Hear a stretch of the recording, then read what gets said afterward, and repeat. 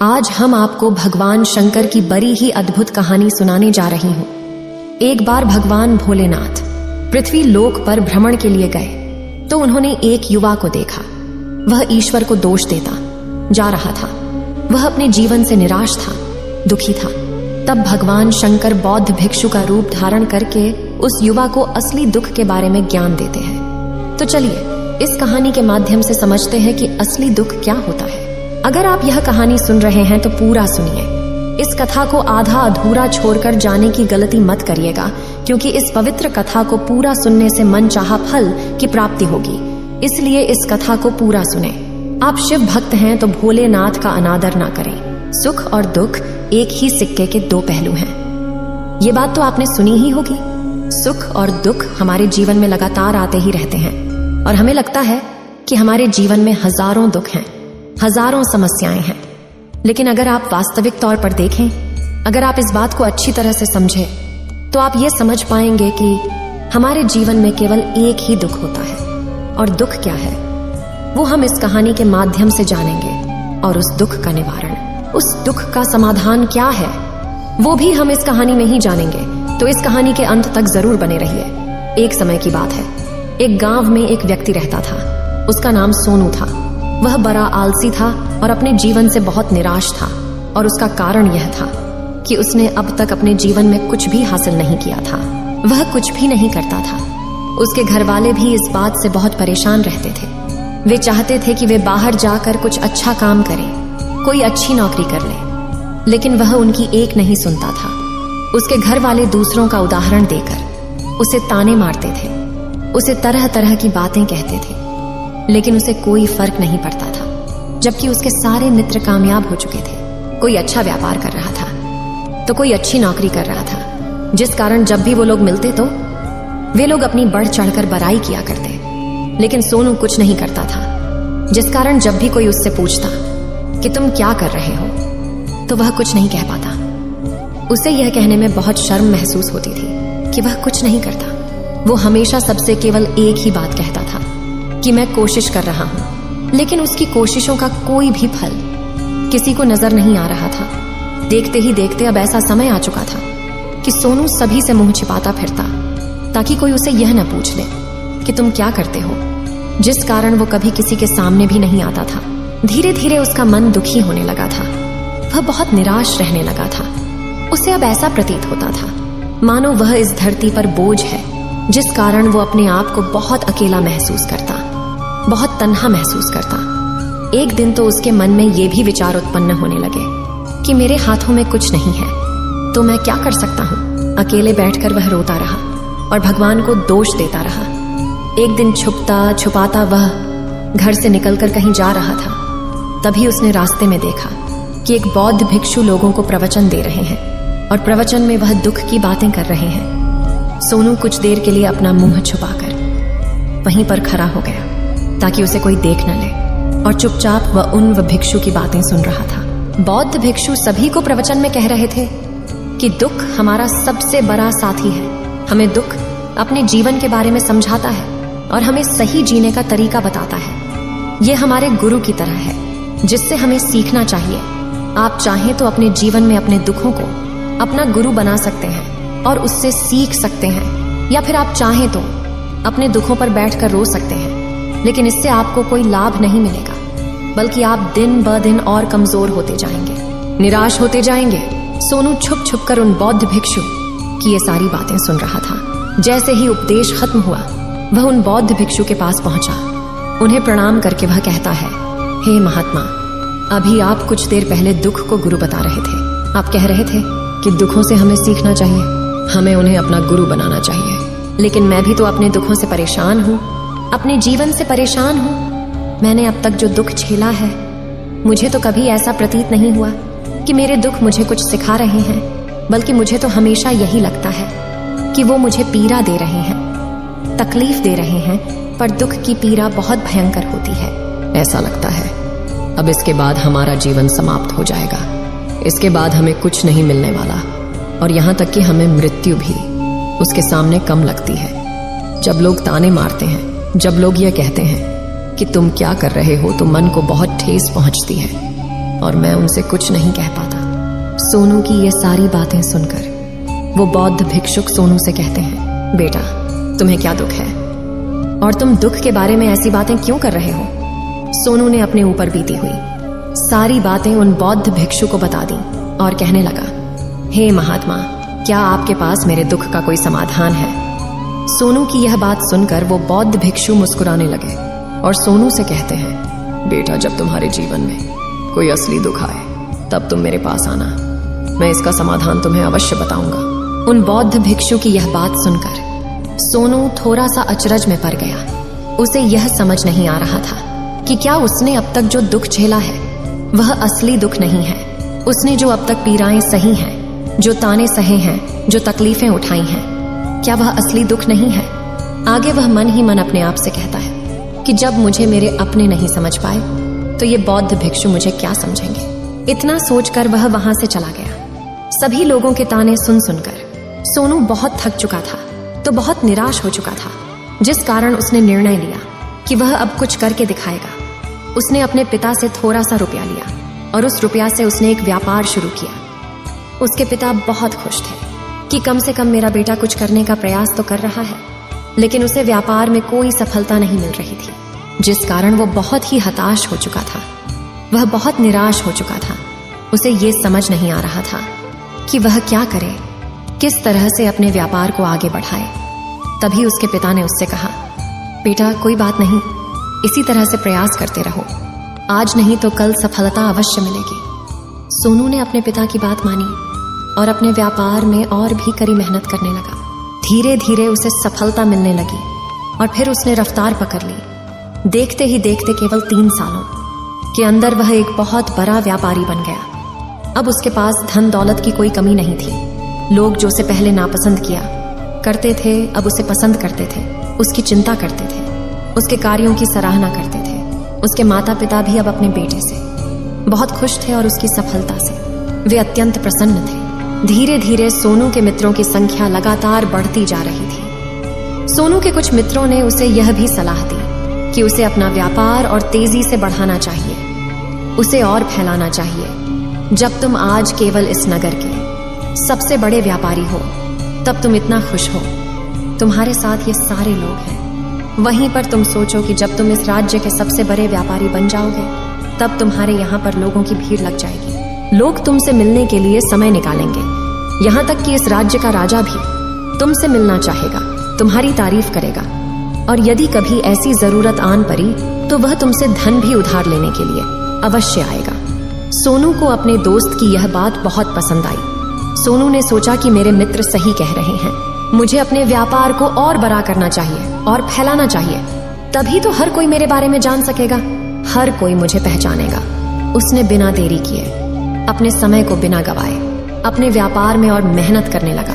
लेकिन अब की बार उसके मन में धैर्य नहीं था, जिस कारण उसने कुछ अनुचित कदम उठाए ताकि उसका व्यापार जल्दी से जल्दी और बड़ा हो जाए। उसने कई लोगों से अधिक मात्रा में धन उधार ले लिया, जिससे उसके ऊपर अब काफी ऋण हो चुका था। और इतना ही नहीं, वो यहाँ पर नहीं रुका। उसने अधिक से अधिक मुनाफा कमाने के चक्कर में अपने माल की गुणवत्ता को भी खराब कर दिया, जिससे अब उसके माल में वह बात नहीं रह गई थी जो पहले हुआ करती थी। लेकिन वह अपने मित्रों की बात सुनता रहा। जैसा उसके मित्र कहते थे वो वैसा ही करता चला जा रहा था। यहाँ तक कि उसने अपने व्यापार को और भी तीव्रता से बढ़ाने के लिए अपने दूसरे छोटे व्यापारियों के खिलाफ षड्यंत्र भी रचने शुरू कर दिए, जिस कारण उसके मन में अब पहले जैसा वह सुकून नहीं था। उसे अब रातों को नींद नहीं आती थी। वह केवल एक ही विचार में लगा रहता था कि किस तरह से उसका व्यापार पूरे राज्य में फैल जाएगा और वह इस राज्य का सबसे बड़ा व्यापारी बन जाएगा, जिस कारण वह दिन रात केवल इसी मेहनत में लगा रहता, वह किसका व्यापार जल्दी से जल्दी और बड़ा हो जाए।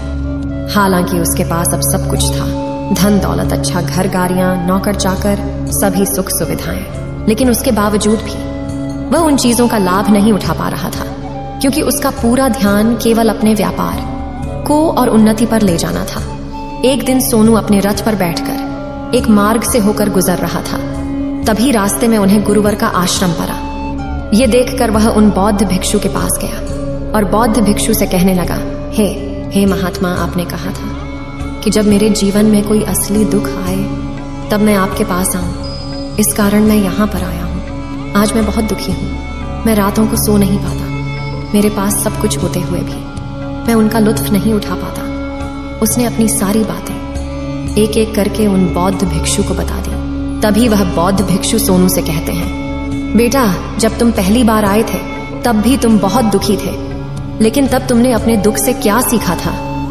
इसके जवाब में सोनू उन बौद्ध भिक्षु से कहता है, हे महात्मा, जब मैं अपने जीवन में कुछ नहीं कर पा रहा था तब मैंने अपने दुखों से यह सीखा था कि केवल सोचने मात्र से कुछ नहीं होगा। उसके लिए हमें कुछ करना भी पड़ेगा, और केवल कोई कर्म करना ही हमें सफल नहीं बनाता, बल्कि उस कर्म को उसके अंजाम तक पहुंचाना हमें सफल बनाता है। फिर चाहे रास्ता कैसा भी हो, फिर चाहे परिस्थितियां कैसी भी क्यों ना हो, फिर चाहे कितनी ही बाधाएं आपके रास्ते में क्यों ना आ जाएं, चाहे ऐसा क्यों ना लगने लगे कि अब आपके जीवन में कुछ नहीं बचा और आप कुछ नहीं कर सकते, तब भी हौसला बनाए रखो, उम्मीद न छोड़े और अपने कार्य पर डटे रहो, यह सोचकर कि जब तक मैं अपने कार्य को सफल नहीं कर लेता, जब तक मैं अपने लक्ष्य तक नहीं पहुंच जाता, तब तक मैं इस कार्य को करता रहूंगा। मैं इस कार्य में अवश्य सफल होकर ही रहूंगा। जबकि बाकी लोग केवल सफल लोगों को महत्व देते हैं, उनके कर्मों को नहीं। सोनू की ये सारी बातें सुनकर वह बौद्ध भिक्षु मुस्कुराने लगे और इस सोनू से कहते हैं, बेटा, जब तुम्हारे जीवन में असली दुख आए तब तुम मेरे पास आना, मैं तुम्हारी समस्या का समाधान अवश्य करूंगा। इतना कहकर वह बौद्ध भिक्षु वहां से उठकर चले गए। सोनू एक बार फिर से उनकी ये बातें सुनकर आश्चर्यचकित रह गया। उसे अब यह समझ नहीं आ रहा था कि क्या उसने जो दुख देखा है, उससे जो तकलीफें अब तक सही हैं, क्या वह असली दुख नहीं है? उसके मन में अब एक सवाल उत्पन्न होने लगा कि असली दुख क्या है और इसकी पहचान क्या है, और मुझे कैसे पता चलेगा कि इस समय में असली दुख मैं हूं। लेकिन उसने कुछ नहीं कहा। वह यह सब सोच ही रहा था कि तभी वह बौद्ध भिक्षु सोनू के पास एक बड़ा सा घड़ा लेकर पहुंच जाते हैं। उस घड़े के अंदर सोने के सिक्के थे। उस घड़े को देते हुए वह बौद्ध भिक्षु सोनू से कहते हैं, बेटा, तुम इसे उस पैर के नीचे दबा दो, क्योंकि ये मेरे किसी काम का नहीं है। जब मुझे इसकी जरूरत पड़ेगी तब मैं वहां से खोद कर इसे निकालूंगा, लेकिन अभी के लिए इसे वहां पर मिट्टी के नीचे दबा दो। सोनू ने उस बौद्ध भिक्षु की बात मान ली और वो घड़ा उस पैर के नीचे जाकर मिट्टी में दबा दिया। इतना करके वह गुरुवर को प्रणाम करता है और वहां से वापस अपने घर की ओर लौट जाता है। धीरे धीरे समय बीतता गया। समय के साथ साथ सोनू व्यापार में और भी ज्यादा उन्नति कर चुका था, लेकिन माल की गुणवत्ता अच्छी न होने के कारण अब उसके व्यापार में घाटा होने लगा। और धीरे धीरे ऐसा समय आया कि उसका व्यापार पूरी तरह से चौपट हो गया। अब उसके पास कुछ नहीं बचा था, बल्कि उसने जो कर्जे लिए थे वो कर्जे भी अब उसे चुकाने थे। लेकिन वह तो यह सोचकर निश्चिंत था कि उसने जो कुछ भी कर्जे लिए हैं वो कर्जे उसने अपने मित्रों से लिए हैं, जिस कारण वह उन्हें लौटाने में थोड़ी देर अवश्य कर सकता है। वह तो यह सोच रहा था कि उसके मित्र उसका बुरे समय पर साथ देंगे, लेकिन सबसे पहले उसके मित्र ही उसे अपना कर्ज वापस लौटाने की मांग करने लगे। तब सोनू को एहसास हुआ कि कोई भी अपना नहीं है। उसने अपने मित्रों से उस कर्ज को लौटाने के लिए थोड़ी सी मोहलत मांगी, लेकिन सोनू के किसी भी मित्र ने उसे कर्ज लौटाने के लिए वह मोहलत नहीं दी, बल्कि वे लोग उसे जान से मारने की धमकी देने लगे। अपने मित्रों के मुंह से यह सब सुनकर सोनू बहुत ही आश्चर्यचकित रह गया। वह जो कुछ सोच रहा था सब कुछ उल्टा पड़ गया। जिस व्यापार के चलते उसके इतने मित्र बने थे, इतने शुभ चिंतक बने थे, वे सब उससे दूर जाने लगे थे। हर कोई उससे पीछा छुड़ाना चाहता था, कोई भी उसका साथ नहीं देना चाहता था। धीरे धीरे उसकी सारी संपत्ति नीलाम हो गई। अब उसके पास कुछ नहीं बचा था। वह सड़क पर आ चुका था। उसने हार मानकर अपने माता पिता से कहा, पिताजी, मेरी मदद कीजिए, मेरे ऊपर बहुत ऋण है, मुझे उसे लौटाना है, कृपा करके मुझे थोड़ा सा धन दे दीजिए। इस पर सोनू के पिता ने सोनू से कहा, बेटा, मेरे पास तो ले देकर बस यही एक छोटा सा घर है। अगर ये अभी मैं तुम्हें दे दूं, यदि मैं इसे भी बेच दूं, तो मैं और तुम्हारी माँ कहाँ रहेंगे? हमें भी दर दर की ठोकरें खानी पड़ेगी, हमें भी सड़कों पर भीख मांगनी पड़ेगी। ले देकर अब हमारे पास केवल यही संपत्ति बची है, इसलिए मैं तुमसे क्षमा मांगता हूँ। अपने माता पिता के मुख से यह सुनकर सोनू चुपचाप वहां से चला गया और मन ही मन वह सोच रहा था कि अब मेरे पास कुछ नहीं बचा। जो था वह तो सब लुट गया, बर्बाद हो गया। अब मैं जीकर क्या करूंगा? अब मेरे पास केवल एक ही रास्ता है जिससे मैं अपने कर्जदारों से अपना पीछा छुड़ा सकता हूं। यह सोचता हुआ वह एक ऊंची पहाड़ी की ओर पहुंचा। वह पहाड़ी पर चढ़ता ही जा रहा था कि तभी उसे याद आया कि उन बौद्ध भिक्षु ने कहा था कि जब तुम पर असली दुख आए तभी तुम मेरे पास आना, मैं तुम्हारी समस्या का समाधान अवश्य करूंगा। यह सोचकर सोनू के मन में एक बार फिर उम्मीद की। वह लहर दौड़ पड़ी। सोनू तुरंत दौड़ता हुआ उन बौद्ध भिक्षु के पास पहुंचा और सोनू ने उन्हें प्रणाम करके अपने ऊपर बीती हुई हर एक बात उन्हें बता दी और कहने लगा, हे महात्मा, आपने कहा था कि जब मेरे ऊपर असली दुख आएगा तब आप उसका समाधान अवश्य करेंगे। तभी वह बौद्ध भिक्षु सोनू की इस बात को सुनकर मुस्कुराने लगे और कहते हैं, बेटा, कहाँ है असली दुख? जब तुम्हारे जीवन में असली दुख आएगा तो मैं उसका समाधान अवश्य करूंगा। उन बौद्ध भिक्षु के मुख से यह सुनकर सोनू के सब्र का बांध टूट गया और सोनू ने उन बौद्ध भिक्षुओं से कहा, हे महात्मा, आखिरी असली दुख क्या होता है? क्या मैंने आज तक जो भी दुख झेला है, जो भी तकलीफें आज तक मैंने सही हैं, क्या ये दुख नहीं है?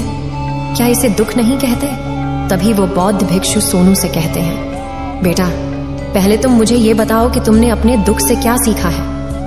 इसका जवाब देते हुए सोनू उन बौद्ध भिक्षु से कहता है, हे महात्मा, मैंने तो यही देखा है कि जो लोग तुम्हारी तरक्की में तुम्हारा पीछा करते हैं, तुम्हारे साथ जुड़ते हैं, वो लोग तुम्हें अवश्य धोखा देंगे, क्योंकि ऐसे लोग बुरे समय पर तुम्हारा साथ नहीं देने वाले, बल्कि तुम्हारा फायदा उठाने का ही वह प्रयास करेंगे।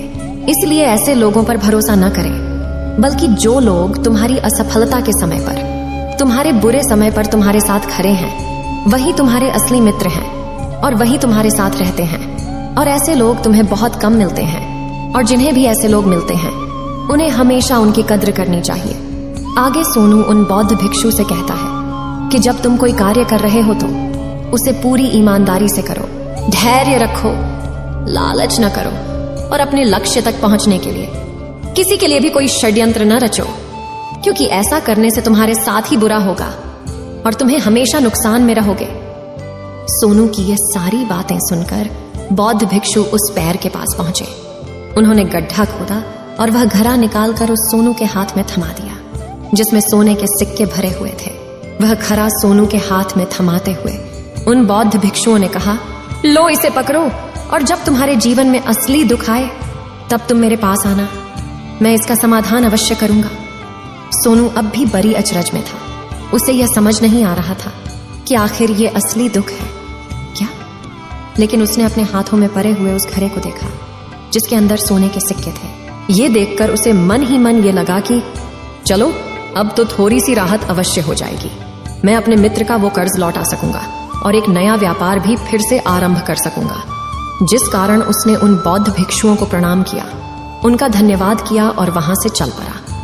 सोनू ने उस सोने के सिक्कों से सभी का कर्जा लौटा दिया और अपने लिए एक बार फिर से नया व्यापार शुरू किया। व्यापार छोटा था, लेकिन अब की बार सोनू बहुत खुश था। उसने पूरी ईमानदारी, मेहनत और लगन के साथ अपने व्यापार पर काम किया और देखते ही देखते एक बार फिर से वह एक बड़ा व्यापारी बन गया। लेकिन अब की बार वो बहुत खुश था, क्योंकि इस बार उसने कोई लालच नहीं की, न ही किसी के लिए षड्यंत्र रचा, बल्कि उसने पूरी ईमानदारी और मेहनत के साथ अपने व्यापार पर काम किया। लेकिन जैसे जैसे आप धनी होते जाते हैं, जैसे जैसे आप अमीर बनते जाते हैं, आपके मन में एक डर और उत्पन्न होने लगता है, और वह अपनी दौलत को न खो देना, जिस कारण आप लोग दान करना शुरू कर देते हैं, पुण्य करना शुरू कर देते हैं, लोगों की मदद करते हैं, ताकि आपके जीवन में कभी कोई दुख ना आए। लेकिन यह जीवन सुख और दुख का संगम है, जिस कारण हर किसी को सुख और दुख से होकर गुजरना ही पड़ता है। इसी वजह से एक बार फिर से सोनू के जीवन में एक और दुख उत्पन्न हुआ। अब की बार उसके माता और पिता दोनों की मृत्यु हो गई। सोनू अपने माता पिता से बहुत प्रेम करता था, जिस कारण उसके मन को बहुत गहरा आघात पहुंचा। जब आखिरी बार वह उन्हें देख रहा था तो उसके मन में हजारों सवाल उत्पन्न होने लगे। वह अपने घर लौटा। घर लौटकर उसने देखा कि जिस संपत्ति के लिए वह हमेशा लड़ते झगड़ते रहते थे, आज उसकी देखभाल के लिए कोई नहीं था। उसके माता पिता ने जो भी मेहनत की, जो भी अपने जीवन में इकट्ठा किया, सब यही रह गया। लेकिन अब सब कुछ खत्म हो चुका था और सोनू का मन अब बहुत बेचैन हो रहा था। उसके मन में हजारों सवाल उत्पन्न हो रहे थे और वह अपने आप को बहुत अकेला महसूस कर रहा था। उसे बहुत खाली सा महसूस हो रहा था। उसने इधर उधर देखा लेकिन उसे कुछ समझ नहीं आया। तभी उसे उन बौद्ध भिक्षु की याद आई। वे तुरंत ही भागा भागा उन बौद्ध भिक्षु के पास पहुंचा। उसे देखते ही उन बौद्ध भिक्षु ने सोनू से सवाल किया और कहा, क्या बात है बेटा, क्या कोई फिर से दुख आन पड़ा है? तभी सोनू ने कहा, नहीं गुरुदेव, अब तो सब ठीक है, लेकिन आज मेरे माता पिता की मृत्यु हो गई और मैं बहुत अकेला महसूस कर रहा हूँ। मैं बहुत दुखी महसूस कर रहा हूँ, जैसे कुछ खाली सा है, जैसे कुछ अकेलापन सा। तभी वह बौद्ध भिक्षु सोनू से कहते हैं, बेटा, इसमें दुखी होने वाली बात क्या है? यह तो जीवन है, एक दिन तो सभी को जाना है। यहाँ पर कोई भी रहने नहीं आया और ना ही कोई रहेगा। हम सब एक न एक दिन मृत्यु को प्राप्त हो ही जाएंगे और मृत्यु कब आएगी ये किसी को नहीं पता। हो सकता है कि तुम्हारी मृत्यु कल ही हो जाएगी या फिर आज और अभी। यह सुनकर सोनू आश्चर्यचकित रह गया। उसने उन बौद्ध भिक्षु से कहा, हे महाराज, आप ये क्या कह रहे हैं? मैं तो अभी जवान हूं और मुझे तो अभी अपनी पूरी उम्र जीना है। मैं तो जीना चाहता हूं, कुछ करना चाहता हूं, और आप कह रहे हैं कि मैं कभी भी मृत्यु को प्राप्त हो सकता हूं। इस पर वो बौद्ध भिक्षु सोनू से कहते हैं, बंदे, इस भ्रम में मत रहना कि मृत्यु केवल बूढ़े को आती है। बूढ़ों के सामने तो उनके जवान बच्चे तक मर जाते हैं। मृत्यु कभी किसी की उम्र देखकर नहीं आती और ना ही किसी को बताकर आती है। उन बौद्ध भिक्षु के मुख से ये सारी बातें सुनकर सोनू और भी ज्यादा बेचैन हो गया और वो चुपचाप वहां से चला गया। उसके मन का वो खालीपन अब भी वैसे ही था। वह भी अपने आप को बहुत अकेला महसूस कर रहा था। उसके बाद से उसका मन अपने व्यापार में भी नहीं लगता। जब भी वह कोई कार्य करता तो उसके मन में ढेर सारे प्रश्न उठने लगते हैं। वो क्या कर रहा है, क्यों कर रहा है, और उसने इस कार्य को क्यों किया? उसके मन में अब एक और प्रश्न उत्पन्न होने लगा था, क्या हम यहाँ पर केवल इसीलिए आते हैं कि इस जीवन को भोगे और एक दिन मृत्यु को प्राप्त हो जाए? वह यह समझ नहीं पा रहा था कि जीवन का असली मतलब क्या है। उसने कई विद्वानों से पूछा, अपनी तरफ से जो मुमकिन हो सकता था खोजबीन की, लेकिन उसे कोई भी जवाब नहीं मिल पा रहा था। और जब उसे कोई जवाब नहीं मिला तो उसका दुख और भी बढ़ गया, जिस कारण उसके मन की बेचैनी और भी बढ़ चुकी थी और उसे यह समझ नहीं आ रहा था कि वह क्या करे, कहाँ जाए, किससे पूछे। तभी उसे फिर से उन बौद्ध भिक्षु की याद आई। वे एक बार फिर से उन बौद्ध भिक्षु के पास पहुंचा और उसने अपने मन की सारी बातें उन गुरुवर को बता दी। तभी वो बौद्ध भिक्षु मुस्कुराने लगे और सोनू से कहते हैं, बेटा, आज पहली बार तुम्हारे जीवन में असली दुख उत्पन्न हुआ है। वास्तव में तो यही है जिसे हम दुख कह सकते हैं, जो दुख कहलाने लायक है कि हमें पता ही नहीं हम क्या कर रहे हैं, कहाँ जा रहे, क्यों जा रहे हैं, वो कौन है, क्या है, क्यों है, हम क्या करना चाहते हैं। तभी सोनू ने कहा, हे महात्मा, मेरे इस दुख का समाधान कीजिए, मुझे इस दुख का निवारण दीजिए। तभी वह बौद्ध भिक्षु सोनू से कहते हैं, हम सबके अंदर क्रोध, लालच, लोभ जैसी कई वासनाएं हमारे अंदर घर करके बैठ जाती हैं, जिस कारण हम अपने जीवन को टुकड़ों में जीते हैं और हमारी चेतना कभी एक नहीं हो पाती। हम कभी एक जगह सोच नहीं पाते, समझ नहीं पाते और हमारी ऊर्जा शक्ति भी पूरी तरह से छिन्न भिन्न हो जाती है। और आजकल के इस दौर में हमारे पास तो इतना भी समय नहीं कि हम एक पल निकाल करके, एक पल के लिए मूर कर अपने आप को देख सकें, अपने आप को समझ सकें। वास्तविकता में हर कोई यहाँ पर अपने जीवन भर केवल दुख दुख कहकर चिल्लाता रहता है। उसका समाधान निकालने का हर मुमकिन प्रयास करता है, लेकिन जिसे हम दुख समझते हैं वह तो दुख है ही नहीं, तो इसका समाधान आपको कहां से मिलेगा। ये तो परिस्थितियां हैं जिसके कारण हम अपने आप को दुखी समझते हैं, अपने आप को तकलीफ में समझते हैं। जैसे हम एक परिस्थिति से निकलते हैं, हम किसी दूसरी परिस्थिति में फंस कर रह जाते हैं। जिस प्रकार हम पहली समस्या का सामना करते हैं, उसी प्रकार हम दूसरी समस्या का भी सामना करते रह जाते हैं। और जब हम इन परिस्थितियों से हार मान लेते हैं, जब हमें लगता है कि अब कोई रास्ता नहीं बचा, तब हमारे सामने हमें केवल एक ही रास्ता नजर आता है और वह है मृत्यु। लेकिन यह कोई समाधान नहीं है, ये कोई रास्ता नहीं है। इसलिए यदि आप सचमुच अपनी समस्याओं का समाधान चाहते हैं तो अपने आप को इकट्ठा करना सीखें। अपनी ऊर्जा को इस संसार में वापस कीजिए, उसे एक कर और अपने ऊपर ध्यान लगा। मृत्यु से पहले अपने आप को पहचानो, अपने आप को जानो, अपने आप को बिखरने न दो। तभी सोनू उन बौद्ध भिक्षु से कहता है, हे महाराज, तो क्या हमें इस जीवन को नहीं जीना चाहिए? क्या हमें अपनी इच्छाओं को नहीं पूरा करना चाहिए? तभी वह बौद्ध भिक्षु सोनू के इस सवाल का जवाब देते हुए कहते हैं कि हमें किसी से भी लगाव नहीं रखना चाहिए, हमें अपनी इच्छाओं को मार देना चाहिए, हमें संपत्ति इकट्ठा नहीं करनी चाहिए, क्योंकि हम मनुष्य की इच्छाएं, कामनाएं, वासनाएं ऐसे होती हैं जैसे मानो कि एक पर्वत से गिरता हुआ झरना, जिस पर किसी का नियंत्रण नहीं है सिवाय देखते रहने के और परेशान होने के। लेकिन जब तुम अपने ऊपर ध्यान देने लगते हो तब तुम अपने आप को पहचान जाते हो, समझ जाते हो, तब तुम इस पर नियंत्रण पा सकते हो, तब इच्छाएं भी तुम्हारे वश में होती हैं और फिर तुम चाहो तो उन इच्छाओं पूर्ति भी अवश्य कर सकते हो। गुरुदेव की ये सारी बातें सुनकर सोनू ने गुरुदेव से कहा, हे महाराज, आपका बहुत बहुत धन्यवाद, आपने मेरी सबसे बड़ी समस्या का समाधान आज कर दिया है। मैं आज से अपने आप को एकत्रित करूंगा। गुरुदेव, मानव शरीर में बहुत ऊर्जा है, बहुत शक्ति है, पर वह बेकार के कामों में लग जाती है, जिस कारण हमारा जीवन भी बेकार की चीजों में लगा रहता है। लेकिन हम कभी भी इस पर अपना ध्यान नहीं देते, हम कभी भी अपनी ऊर्जा को केंद्रित नहीं करते, अपने ऊपर कभी ध्यान नहीं देते। हमारा जीवन भी कुछ ऐसा ही है। हम अपने जीवन में हमेशा अपने आप से ऊपर वाले से सवाल करते रहते हैं कि हमारे जीवन में इतना दुख क्यों है। हम सभी के मन यह सवाल तो अवश्य ही उठता है और इसका जवाब है कि वह ईश्वर यह चाहता है कि हम अपने जीवन के अंतिम दुख तक पहुंच सकें, उस गहराई तक पहुंच सकें जहां पर हमें यह पता चल सके कि हमने अभी तक अपने आप को नहीं जान, अपने आप को नहीं पहचाना। मानव शरीर के अंदर जो ऊर्जा है, जो शक्ति है, उसके बारे में हम अभी तक नहीं जानते। हम अपने आप को चाहे तो एकत्रित कर सकते हैं, अपने आप पर नियंत्रण पा सकते हैं, लेकिन हम अपनी इस ऊर्जा का बेअर्थ उपयोग करते रहते, व्यर्थ की चीजों में लगा देते, जिस कारण हम अपने आप को कभी नहीं पहचान पाते और ना ही कभी अपने आप पर नियंत्रण पा सकते हैं। लेकिन यदि आप अपने आप को जानना चाहते हैं, अपने आप को पहचानना चाहते हैं, तो पहले आपको खुद को एकत्रित करना होगा, अर्थात ध्यान लगाना होगा। ध्यान से ही आप अपने दुखों की उन समस्याओं का समाधान निकाल सकते हैं और तभी आप अपने आप को पहचान सकते हैं, जान सकते हैं और अपने जीवन के हर दुखों का समाधान भी कर सकते हैं। इस वीडियो को बोलते समय कोई त्रुटि हो तो मैं क्षमा चाहती हूँ। उम्मीद है आप सभी को ये वीडियो अच्छी लगी होगी। अगर आप शिव के सच्चे भक्त हैं तो चैनल को सब्सक्राइब और वीडियो को लाइक करके कमेंट में हर हर महादेव लिख दीजिए।